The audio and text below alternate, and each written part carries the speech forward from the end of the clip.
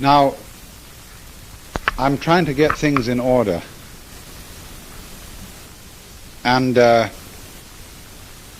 what we were concerned with this morning was really getting a view of Aldous Huxley's intellectual background and biographical and personal details relevant to the book. Naturally, I haven't covered by any means all the intellectual background, because that's what we've got to go on to unveil, but I wanted to bring out some of the elements against which you might say Aldous Huxley's life is a reaction. And the final point that I was making this morning was the change that occurred in his whole work and attitude in the late 1940s or the early 50s, somewhere in this period, where the type of mysticism in which he became interested was the world affirming rather than the world denying,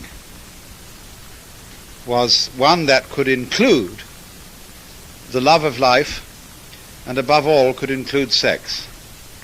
In the whole of Aldous Huxley's writing, sex is a fundamentally problematic theme, and therefore to understand the philosophy upon which his later inclusion of sex is based, in contrast to Gerald Hurd's emphasis in those years, is Tantric Buddhism.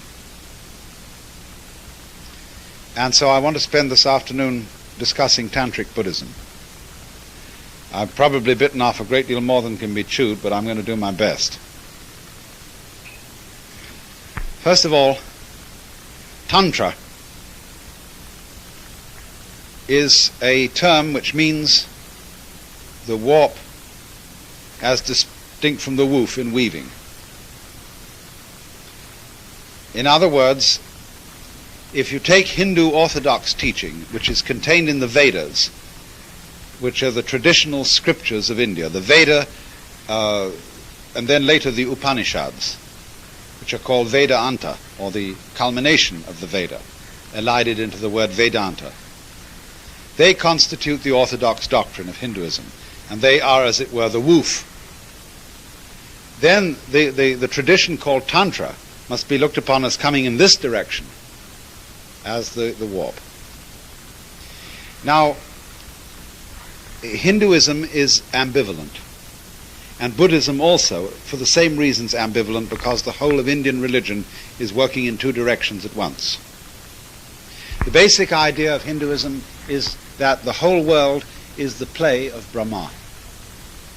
In other words, that every human being, every animal, every plant, every mountain, every star is the Godhead in disguise, playing that he's not himself. In the beginning, the Lord said to himself, "Get lost, man."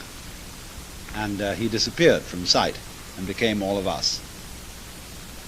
And so then you see you've got a double theme.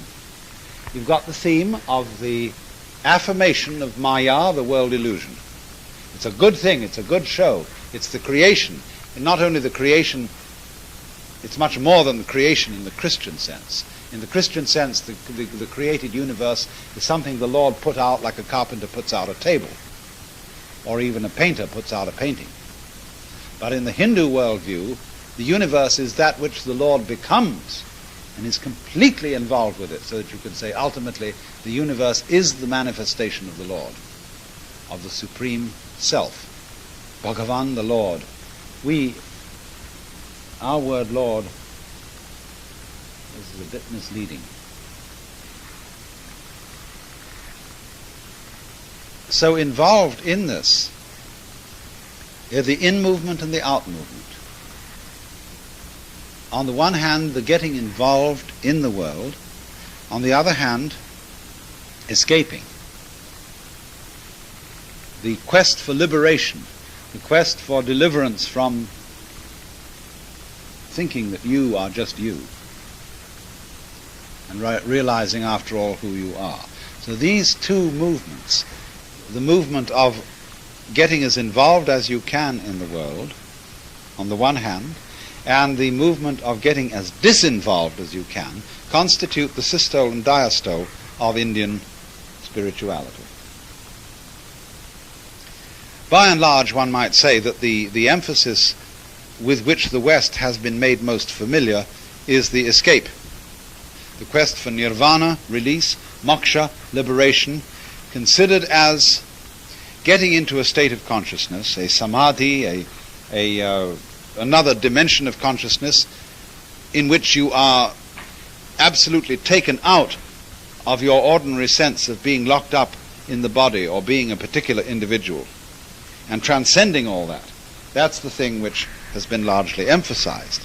And in order to implement that, the methods, dharma it means in Sanskrit method rather than doctrine or law, the dharma of Buddhism, the dharma of Hinduism, the method, has very largely therefore involved the practice of detachment,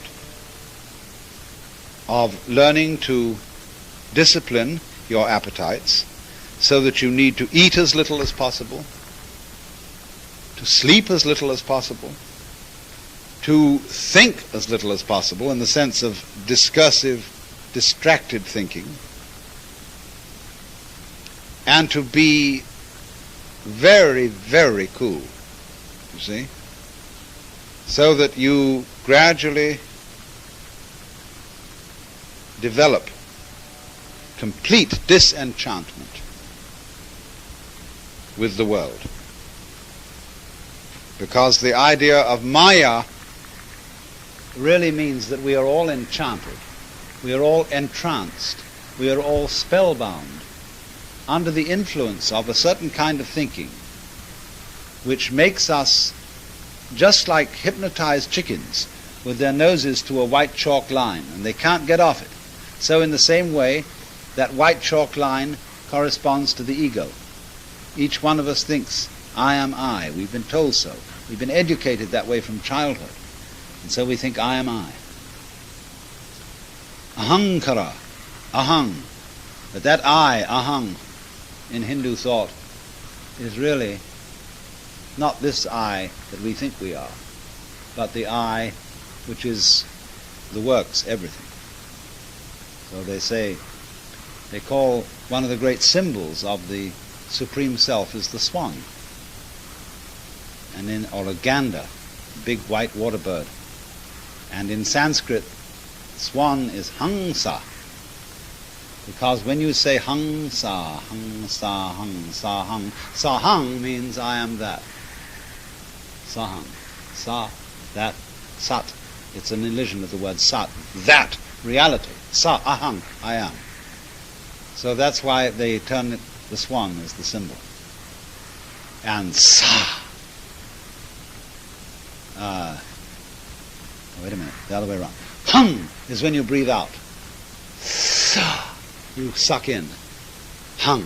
So this is eternally the word uttered by the Supreme Being, that he breathes himself out and he becomes all this.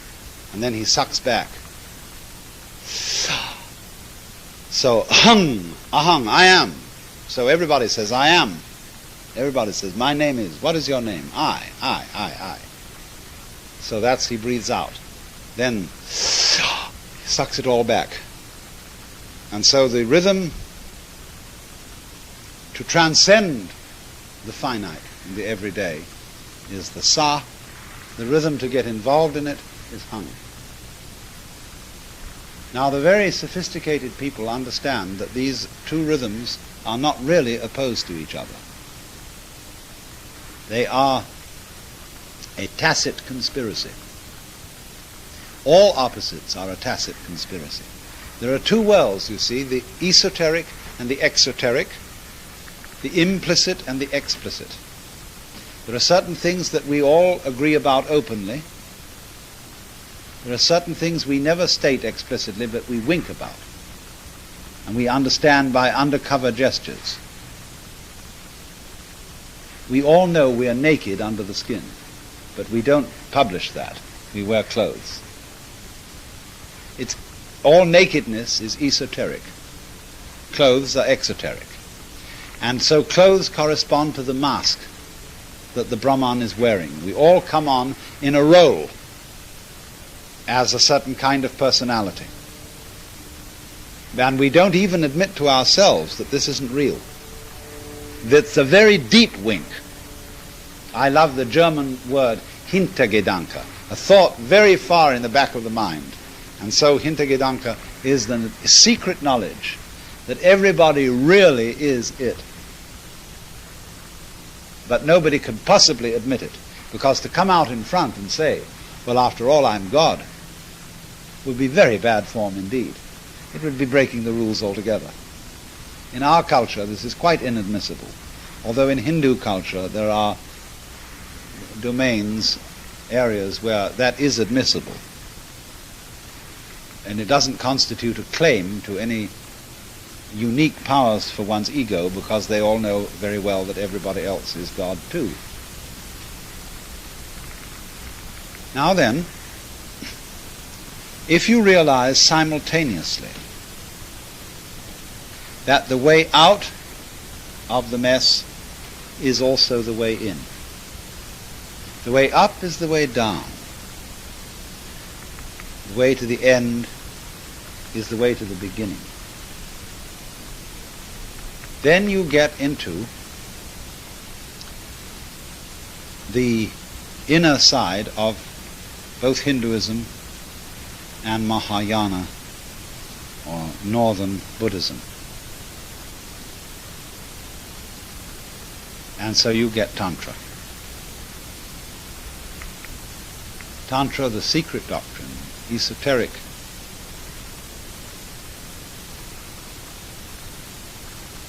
If you say, for example, that nirvana, the ideal of the Buddhist life, is escape from suffering, deliverance from pain and anxiety and frustration,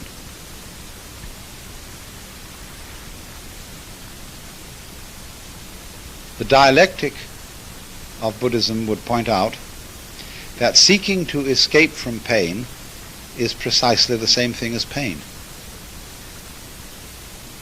And that to seek nirvana, a way out, a way of escape from life, is only to become more and more involved in the problem. See, Buddhism says nirvana is giving up desire. And therefore you must discipline yourself, control your mind, calm your passions to be desireless. But then the cagey disciple comes back to the teacher and says, but I'm desiring to give up desire. What do I do about that? And the teacher winks, because he knows that that disciple is cooking. He's on the track, whereas the one who still thinks that by enough discipline he can eradicate desire never got the point. But the one who says, but teacher, in trying to get rid of desire, I am desiring to get rid of desire. And so the teacher says, now you also have to get rid of the desire to get rid of desire. You know, like a psychologist might say to you, you all ought to accept life.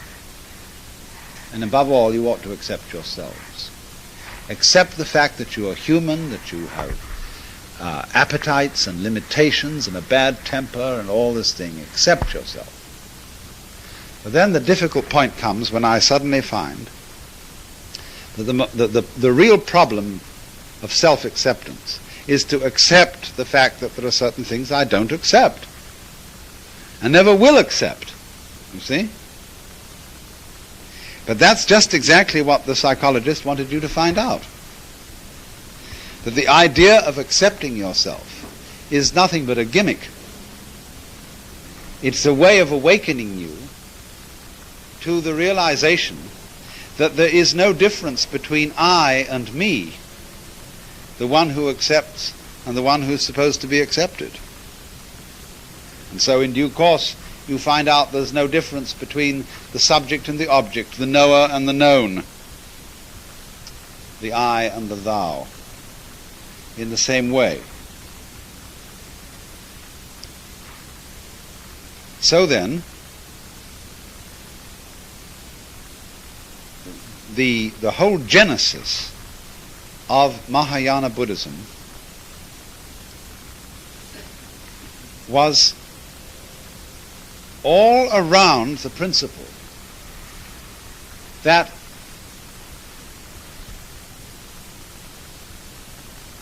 the discovery of who or what you really are is precisely the same thing as coming to when and where you are. That is to say, to be completely and 100% here and now. That's why recollectedness plays such an important part in Buddhism, as it does, for example, in the teachings of all sorts of people. I mean, a lot of you have probably read the writings of Uspensky and Gurdjieff and know about self-remembering, how they stressed the whole point of be aware of what you are doing now. Stop having distracted imaginations about what you did yesterday, what you'll do tomorrow. Be here. Be completely here. And as you practice being completely here, you eventually realize that there is nowhere else you can be. That when you think about the future, you do it now. When you think about the past, you do it now. And so you feel suddenly liberated, perfectly free to think about the past and the future. Because it's all here. There's no other place to be except here. So the you that came in at this door a few minutes ago has disappeared altogether. It is not real. Only the you that's here is real. The you that will one day die isn't real. That's somebody else altogether. See? All there is now. And that's the only problem anybody actually has, is now. But by trying to come to now, by making a great effort to do that, you realize there's no other place to be. You can't get out of now. And in just the same way, you can't get out of nirvana. You can't get out of being the works, divine, etc. But you don't really know that unless in the first place you try either to get it or to get away from it. To be somewhere else, to be gone.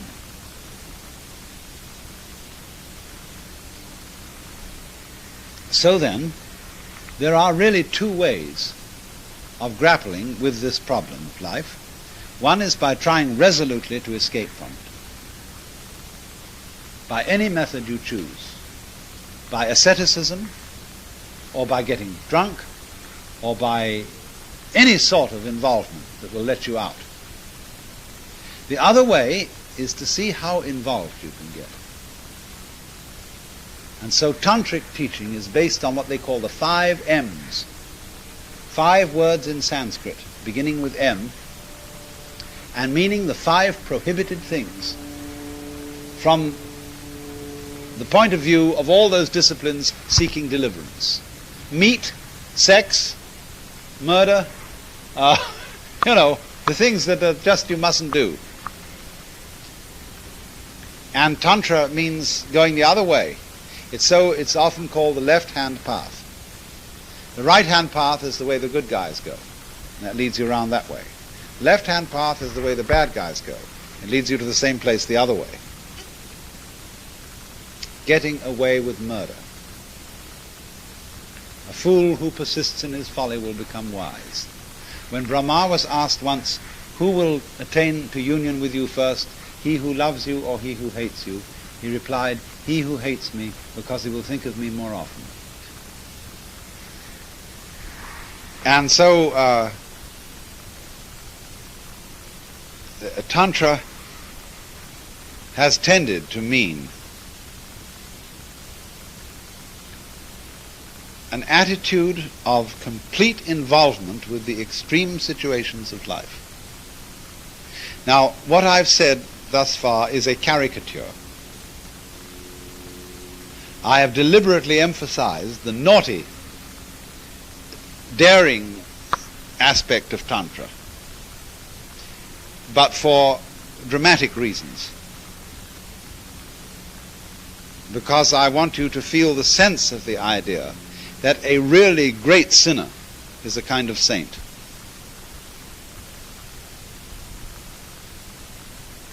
you see, to be an absolute, to have a vocation to be a devoted criminal is a tremendous undertaking. It's far more difficult than earning your living by an honest job.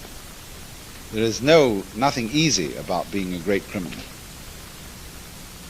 It's not a lazy man's way of getting rich.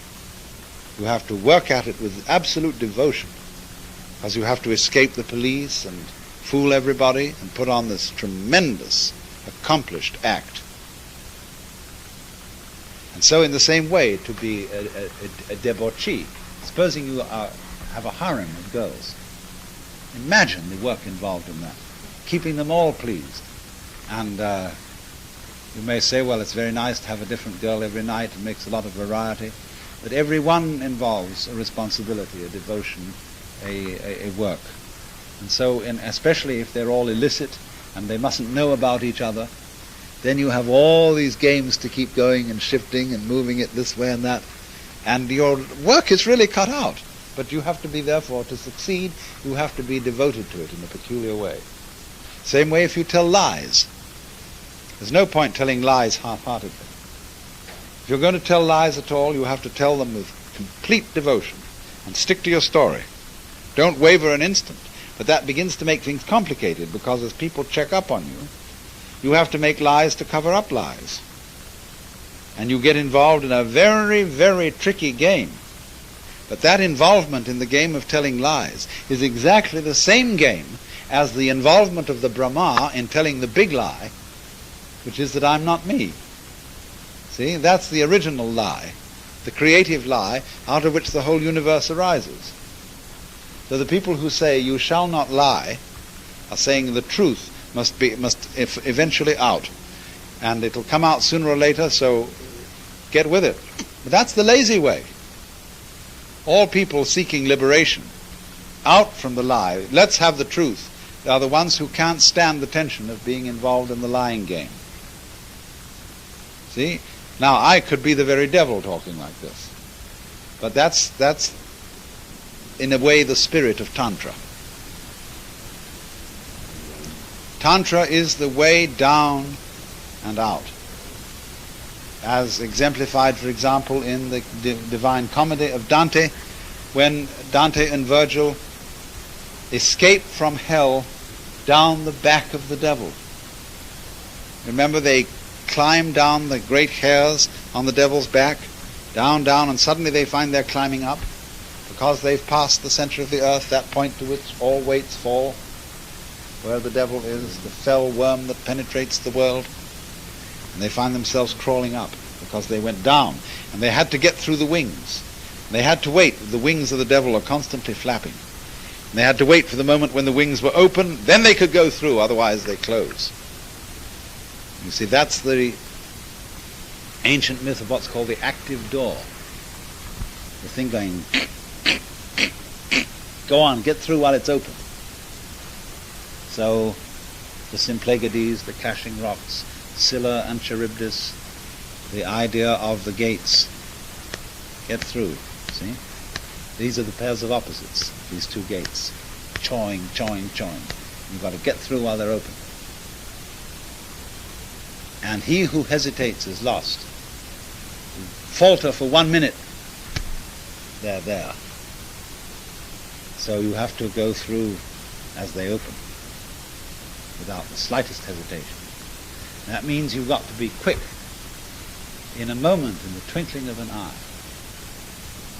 And that's that emphasizes the idea, you see, that liberation consists in living in the moment. But if you hurry to get the moment, you lose it. Because that means you have a certain anxiety. You overdo it. It's said of Babe Ruth, you know, that he felt when he hit the baseball, it was so slow that he could see the stitches on the ball in detail. And absolutely at his leisure swatted it from the fastest pitcher. And that's the state of mind. If time must have a stop, it slows it right down. But you can't do it if you're trying to be quick. Because being quick constitutes an interruption. If you read in Suzuki's book, Zen and Japanese Culture, the long essay by Takuan, the man who invented pickles, Zen master, on the art of fencing, to Yajima Kamino, someone or other, he explains how the swordsman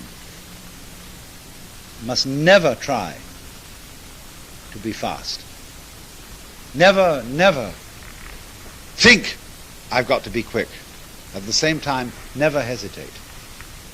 That's what's called the middle way. That's why Mahayana Buddhism is sometimes called Madhyamika, which means the way of the mean, the middle. And the way of the middle is to be right here and now on time. See? But you can only be there when you know you can't be anywhere else. Then you're not trying to get there, and thereby assuming you're not there, nor are you trying to get away from it.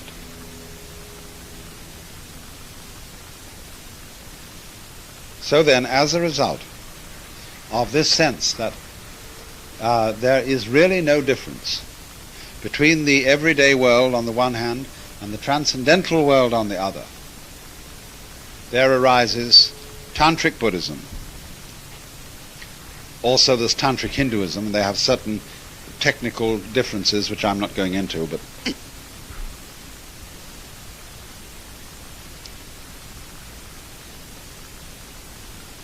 basically they are at one in the point of view that the life of complete involvement in the world is completely compatible with the life of the spirit.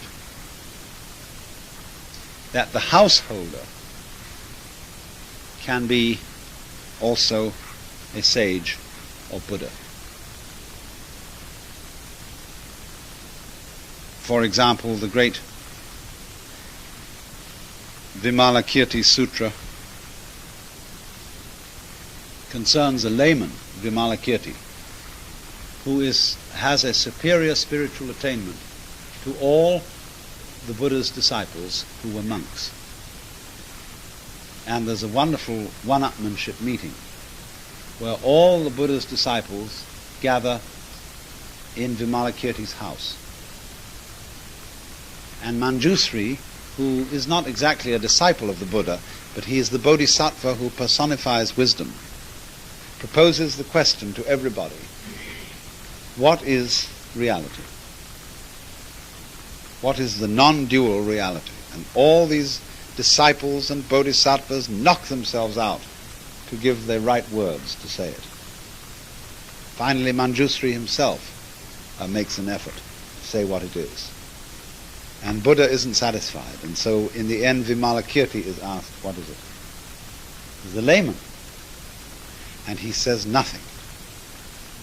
This is called the thunderous silence. So everybody says, well done, Vimalakirti, you really had it. You know, you won up all these people. And so he is the archetypal figure of the whole situation, which is, you have to get there, but you can't get there by doing something. Also, you can't get there by not doing anything, because if you do nothing, that's really doing something. Now, beyond doing something and doing nothing, what is there? You see? So then, that's simply saying the everyday life is it. When one of the Zen masters, Nansen, was asked, what is the Tao, what is the way? So he says, your ordinary thought is the way. And when asked, well, how do you get into accord with it? The teacher replies, if you try to accord with it, you'll get away from it.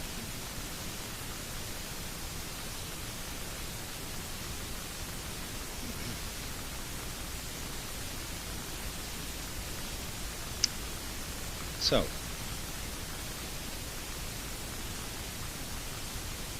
as in the Western tradition, so in the Eastern tradition,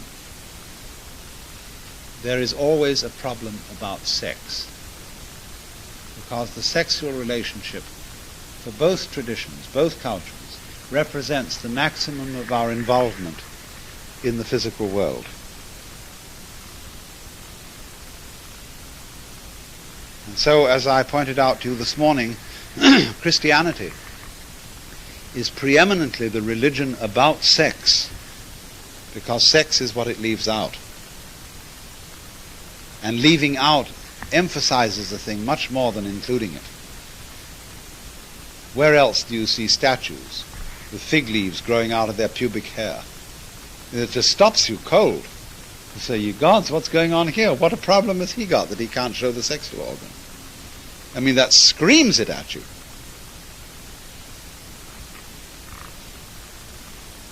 This unnatural deformity of the fig leaf, you see. That shows these people are really obsessed with it. So all over the world, this is the thing. Now, it is for that reason then that Tantra rather deals with the problem of sex in a preeminent way. And you will find wherever Tantric Buddhism or Tantric Hinduism flourishes, erotic statues and paintings of sexual yoga. And this is simultaneously literal, to be understood literally, and to be understood symbolically. Symbolically, it means the absorption of the divine principle in the world of multiplicity, in Maya. Generally speaking, the male partner is thought of as the divine principle, and his Shakti or female counterpart is thought of as the Maya, the world illusion.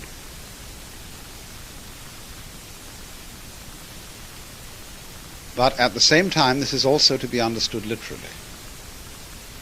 Namely, that there is a form of yoga which uses sexual love as its method. Now, some of you have read my book, Nature, Man and Woman. How many of you have? Well, I won't repeat myself too much then. Because in the end of this book, there is a study of what this kind of yoga is. But I found out more about it since I wrote it.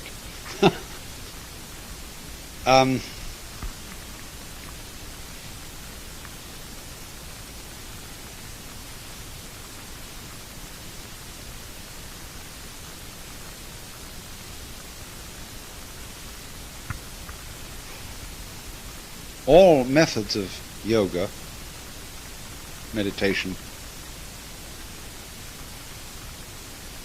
have as their object the deliverance of the mind from the tyranny of exclusive attention, where we see this but not that, figure but not ground. In other words, the object of meditation is to expand consciousness. And this involves being able to let things go and let things happen. But as you all know, when you try to let things happen, you're still interfering. Now, the two things then upon which yoga would concentrate are, first of all, breathing, and secondly, you could say perception, breathing, and sexual functioning. When you breathe, you have to learn how to let breathing happen and not force it. When you see or hear or touch, you have to learn how to let sense experience happen and not force it. And in the same way with the sexual relationship, how to let it happen and not force it.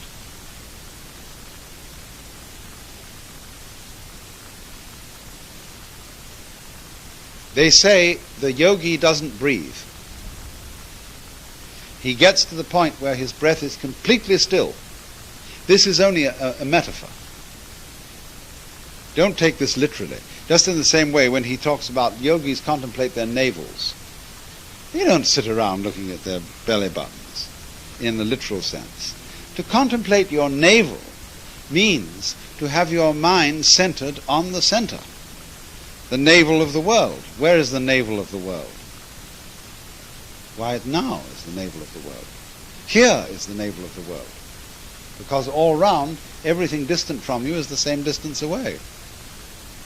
And there's much past as there is future. You see? Because you're in the middle. So to be here is to be at the navel. So to contemplate your navel means to get with it. In the same way, the yogis are supposed to concentrate on the sun. Well, some yogis do indeed practice looking at the sun. And the only reason for that is this, that if you look closely at the sun, it makes you aware of your sense of sight, so as to turn sight back on itself. It's an unusual overstimulation of one of the sense organs. And that overstimulation of a sense organ will turn the sense back on itself. Suppose now also you put your fingers in your ears, and so that you get humming noises, or you press on your eyeballs. It's the same thing. Or you take some drug, you see, which makes perception, by altering perception, makes it aware of itself. So you turn back on yourself. That's the same thing as to look at the navel. To be conscious of being conscious, aware of being aware. Ordinarily one isn't, you see. Ordinarily one is aware of everything else. And so through being aware of everything else, you get misled, to forget who you are, to forget that what I am is not really different from what I see. You,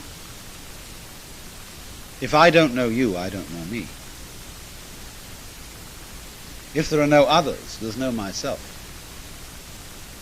So as a great rabbi, a Hasidic rabbi once said, if I am I because you are you, and you are you because I am I, then I am not I, and you are not you.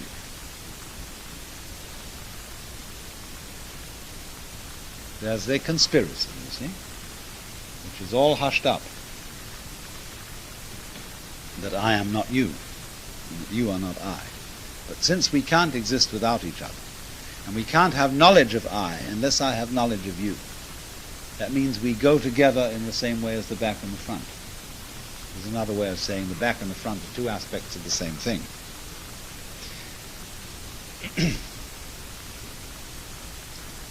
So then, to let something happen introduces you to a new feeling whereby you can transcend the difference between the voluntary and the involuntary. Ordinarily, you see, we say what I do is restricted to those actions which are under my voluntary control. I am and I do what I can do voluntarily. I can raise my hand, but I cannot voluntarily decide to have hiccups now. I can't voluntarily decide right now to have a bowel movement, to go to sleep, to have a sexual excitement, or whatever. All those things are defined then as being not under my control, and in that way not myself. But the tantric practices are designed for one to understand that you are also what is involuntary. Now breathing is a special case in point because it's very easy to experience breathing in either way, either as something that you do or as something that happens to you. You can feel, I am breathing, I am doing it. But you can also equally well feel, it is happening to me. Now, which is it really? It is thus that through concentration on breathing one is delivered from the dualism of the voluntary and the involuntary. So in exactly the same way, the tantric sexual practice is allowing it to happen without forcing sexual relationship in any way. And this means, therefore, that it tends to be a sexual type of relationship which you could call contemplative rather than active. If you see the statues of tantric figures, by and large, the male figure is seated in the lotus posture like a Buddha, like the Buddha here. The female sits right on his lap, wraps her legs round his waist and her arms round his neck. And they touch at all points: the mouth, the breasts, the sexual organs, the eyes, looking straight into each other. But they're motionless. They're completely still. They don't, in other words, work towards an orgasm. See, Freud had the idea that sexual pleasure is release from tension. That what we work towards is the orgasm as detumescence, as escape from tension. But many people would disagree most strongly with this and say that's part of it, but that it is just as wonderful for there to be tension without any attempt to escape from it. Maintain the tension as long as possible. And in any case, don't try to get into it. Just let it happen. That is the attitude of these sexual images of the sexual yoga. To let it happen. And to be completely still and completely open and aware. And if you do this, you find a very strange thing happens. You will become the other person. And you will experience yourselves as a single organism, where the two bodies literally melt into each other. It's as if there is electric currents or something in our bodies, which ordinarily bat against each other. But in this way of sexual yoga, the two currents become a single current. And it's exactly, melting is the only way I could describe it, the best metaphor. The two bodies fuse. Now, there are certain different schools of thought about this.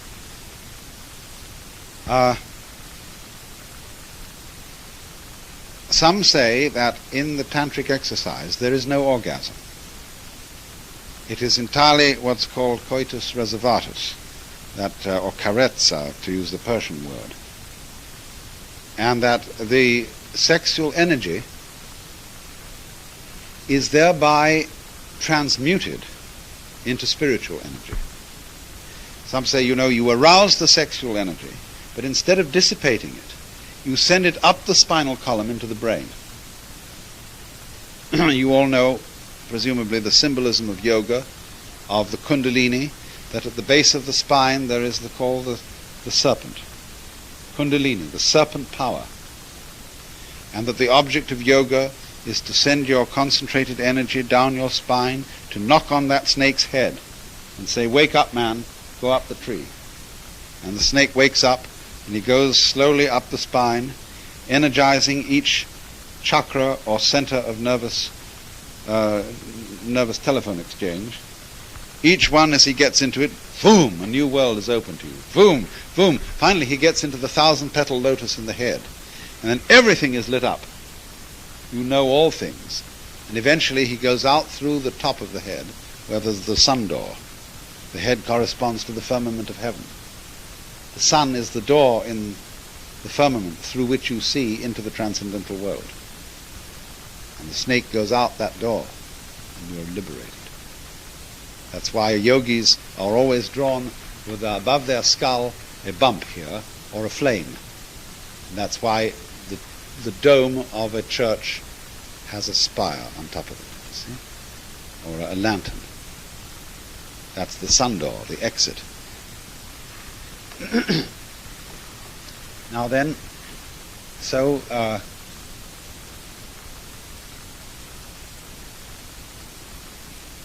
the serpent power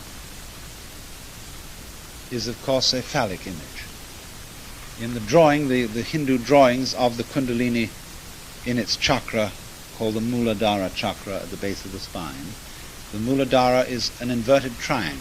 Well, of course, that's the feminine sex organ. And inside that triangle is drawn a male phallus, and the serpent is coiled around it, asleep. And that serpent coiled around the phallus in the middle of the female organ represents the energy of life right deeply and ultimately involved in illusion. The farthest out that the Brahma can get from itself. Absolutely in that woman, you see, where I don't even know I'm me anymore. Mama, in the womb. And gradually wake up, wake up, wake up, wake up, wake up, wake up.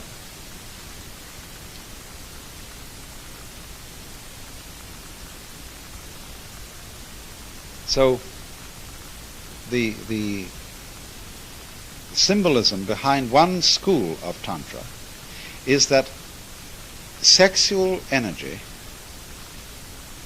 is the Kundalini, is the serpent power, is the divine power. If you dissipate it in orgasm, you'll lose it. If you conserve it, you raise the power, raise the orgiastic feeling, but don't have orgasm. Instead, direct the sexual energy up the spine into the head, you'll get illumination. And many tantrics practice this way. They use the intense fascination of sexual arousal to be the instrument, the incentive for intense concentration on each other. So that you look with the whole, you see, supposing you look into the other partner's eyes, and your interest in the other person's eyes is coupled with sexual fascination, you have colossal power of concentration to look and look and look and look and look and look into those eyes. Now, if you concentrate long enough, you go into trance, and if you know how to handle trance, you go through trance into samadhi, and so on and so on. Now, that's one way of playing the game. But there's another way. And this is doesn't take it so literally. It's not saying sexual energy is not something, you know, that you can waste. It isn't like money. You don't dissipate, you don't lose blood or something like that, see? Now, the Chinese have their kind of sexual yoga, and in their way, they don't cut out the orgasm. They let the orgasm happen, not forcing it to happen, but when it due time comes, when it feels like it. I mean, you don't aim at it, you don't push the thing so that you get that experience. You let it happen in its own time. But what they do, they didn't know what they were doing, but the female puts her fingers on the male scrotum in a certain place where the semen does not eject but returns into the bladder. And those Taoist alchemists interpreted that as sending it into the spine and up into the head. Actually, it's a method of birth control. And the Hindus, there are no records in the Hindu documents of doing it that way. This is the Chinese equivalent. The point in all this is that as you become experienced in letting the sexual relationship happen in the same way as you might let your eyes see, let your lungs breathe, let your heart beat, you begin to experience what the Taoists call wu wei, or non-striving, or rather the experience of all the involuntary functioning as the same thing as yourself. So that you feel the external world, which you call involuntary, it happens to you see?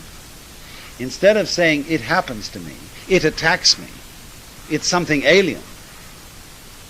In this way you learn to experience the involuntary as you. And so the external world is you. So the female partner or the male partner is you. And all the things that happen of themselves are, as a matter of fact, much more the real you than those things of which you say, I do them.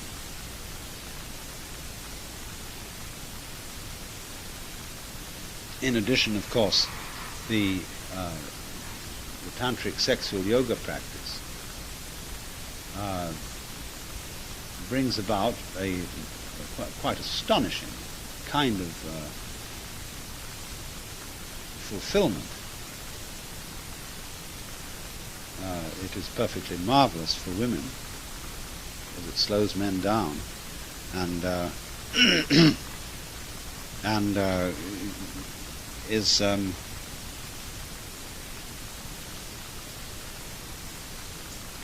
very peculiar way of bringing two people into extraordinary close mutual feeling. Because, as I said, the melting sensation gives a very curious feeling of the unity of the two organisms as one new organism.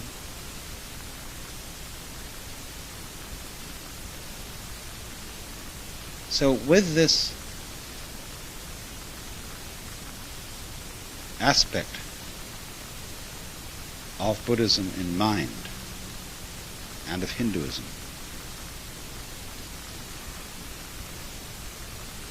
you can see, can't you, how in a way far beyond anything we've ever admitted in either Christianity or Judaism,